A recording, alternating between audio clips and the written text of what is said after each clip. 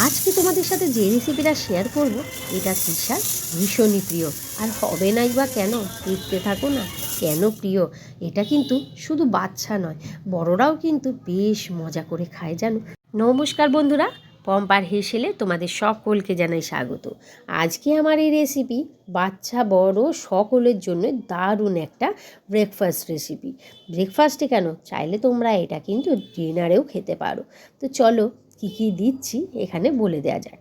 এখানে দুধের মধ্যে দিয়ে দিলাম আমি গুঁড়ো দুধ, লিকুইড দুধ নিয়েছি, তার সাথে দিয়ে দিলাম গুঁড়ো দুধ, আর তার সাথে দিলাম চিনি আর নুন দিয়ে ভালো করে এটাকে আমি ফেটিয়ে নিলাম। আর দিয়ে দিলাম এখানে ওরেগ্যানোটাও আমি এর সাথে মিশিয়ে নিচ্ছি। দেখো, এবার এটার মধ্যে দিয়ে দেব আমি আটা। চাইলে তোমরা কিন্তু ময়দাও দিতে পারো, তবে আটাটা পেটের জন্য খুবই ভালো, আর বাচ্চা যেহেতু খাবে তাই আটা দিয়ে করলেই ভালো হয়। আর দিয়ে দিয়েছি এখানে 1 প্যাকেট ইনো। দেওয়ার পরে এটাকে আমি মেখে নেব।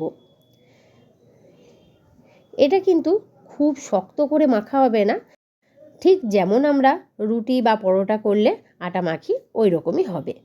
তো দেখো, আটাটা কিন্তু আমার মাখা হয়ে গেছে, দেখেছো, খুব বেশি শক্তও না আর নরমও নয়। এবার এটাকে আমি ঢেকে রেখে দিলাম আধ ঘন্টার জন্য। তো আধ ঘন্টা পর ফিরে আসছি। এবার দেখো, আধ ঘন্টা পরে আমি এটা ঢাকাটা খুললাম, আর এটাকে কিন্তু আমি আবার একটু ঠেসে নেব। ভালো করে এটাকে কিন্তু ঠেসে নিতে হবে। তো তোমরা যারা নতুন এসেছো আমার এই চ্যানেলে, তারা কিন্তু চ্যানেলটিকে অবশ্যই সাবস্ক্রাইব করে দিয়ে পাশে থাকা বেল আইকনটি বাজিয়ে দিও, যাতে আমি ভিডিও ছাড়লে সবার আগে তোমার কাছে পৌঁছায়।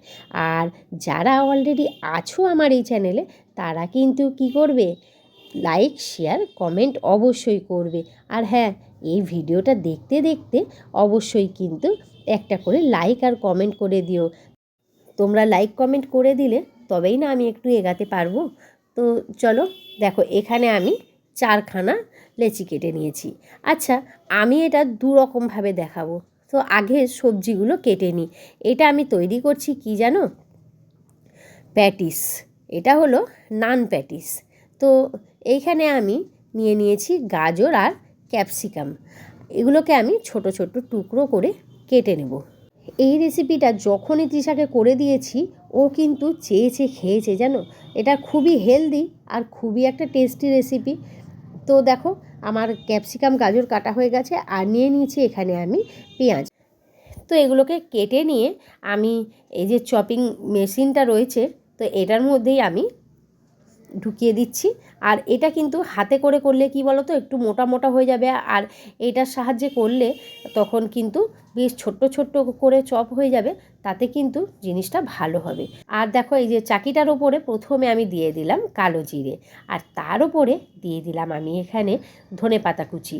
এবার একটা লেচি নিয়ে এইভাবে উপর থেকে কিন্তু একটু তেল দিয়ে দেব, আর তেলটা কিন্তু একটুখানি ওই বেলনাটার মধ্যেও মাখিয়ে নিতে হবে।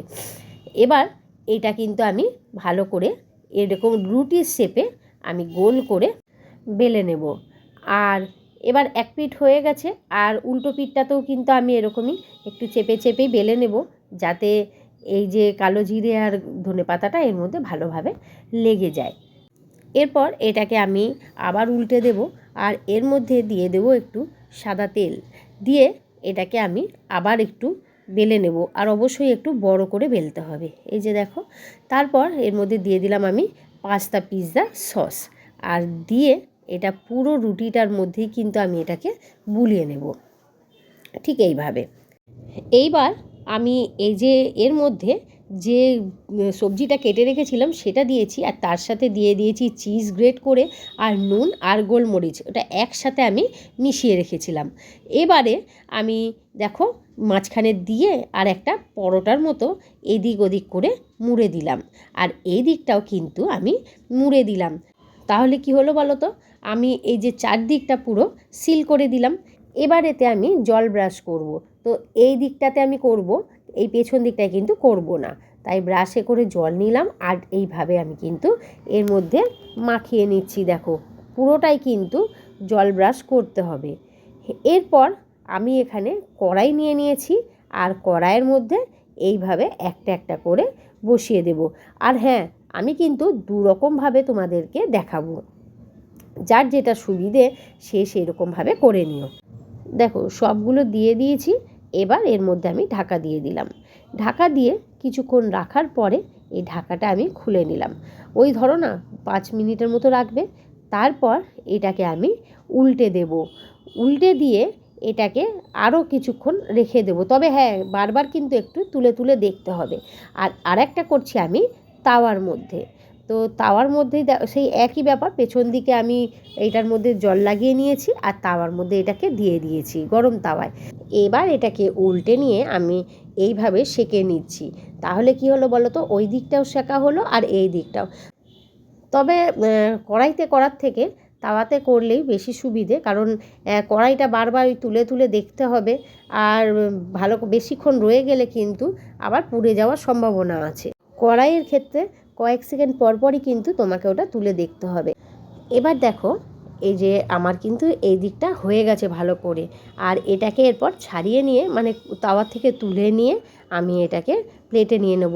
তো আমি তোমাদেরকে দুটোই দেখাচ্ছি, এই যে দেখো দুটোই ওখান থেকে একটা নিয়েছি আর আমার এই তাওয়ার একটা। তো এবার এর মধ্যে আমি বাটার ব্রাশ করে নিচ্ছি, আর করে নিয়ে আর কি গরম গরম খেয়ে নেবো। তৃষা তো আর তস হয়েছে না। যদি তোমাদের ভিডিওটা ভালো লেগে থাকে তাহলে কিন্তু চ্যানেলটিকে অবশ্যই সাবস্ক্রাইব করে দিয়ে পাশে থাকা বেল আইকনটি বাজিয়ে দিও, যাতে আমি ভিডিও ছাড়লে সবার আগে তোমার কাছে পৌঁছায়। আর অনেক অনেক ধন্যবাদ জানাই আমার এই ভিডিওটা সম্পূর্ণ দেখার জন্য। টাটা।